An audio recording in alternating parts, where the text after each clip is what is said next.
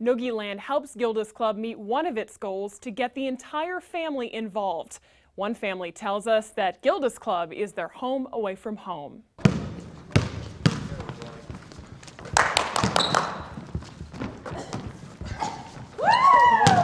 Through thick and thin, the Nucky family is above all a team. That's just how we've gotten through everything. Married for 24 years, Dave Nucky and his wife Amy have 3 children and a milestone to celebrate. Dave is 12 years cancer-free. It's amazing. He's a miracle. Back in 2001, a basketball game would be a game changer for Dave.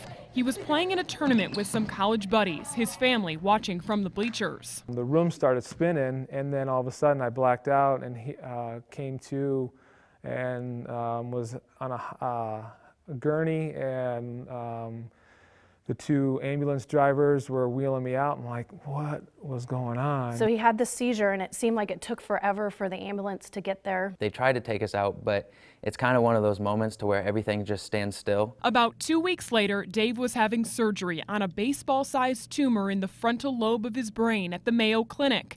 The situation was serious, the prognosis bleak. 10% chance of living 3 years. I'm like, okay. And my parents were there and my wife was there, and we cried like, what was going on? But from that moment on, Dave decided to be that 10%. 9 months of radiation, then chemo followed, weekdays spent at the Mayo Clinic, then back home on weekends. Our oldest daughter always wanted us to tell her that Daddy was going to make it, that he was going to live, and I said to her, I can't promise you that. We have Daddy going to the best doctors that we think possible. We're doing everything possible. She never showed like she was scared around us. At the time, the kids were just 2, 6, and 11 years old. Dave and Amy wanted to make sure they had enough support, so they turned to Gilda's Club. It was a hard door at first to walk through because it's admitting you have cancer, but it was so wonderful for our family. We were adopted into a different family of everybody going through the same experiences. All my memories are basically at the Gilda's Club. All right, guys, you can go play. You okay? Brush off. Brush off. A few months after his surgery, Dave went back to work, at the time at Washington Junior High. 10, 9, 8. A longtime educator in Rock Island, he's now principal at Longfellow Elementary. 2, 1, and... I couldn't really talk, but for 2 or 3 sentences, and really have to think ahead of time what I was going to say. It's Monday, right? Be hyper on Friday. So I was fortunate enough to be in a position where I could work. But it sent his children an important message. He's this guy that I've always looked up to. I've always wanted to be like him. I love my mom, but I was a real dad's girl. And that's the way it is today. The family is as active as ever, crossing the finish line at the Gilda's Club Run for Laughs this year. We're a really strong family. Nothing can really stop us. Knowing they have a lot to be thankful for after the diagnosis that changed everything, but only made the Nucky team stronger. Yeah, sorry.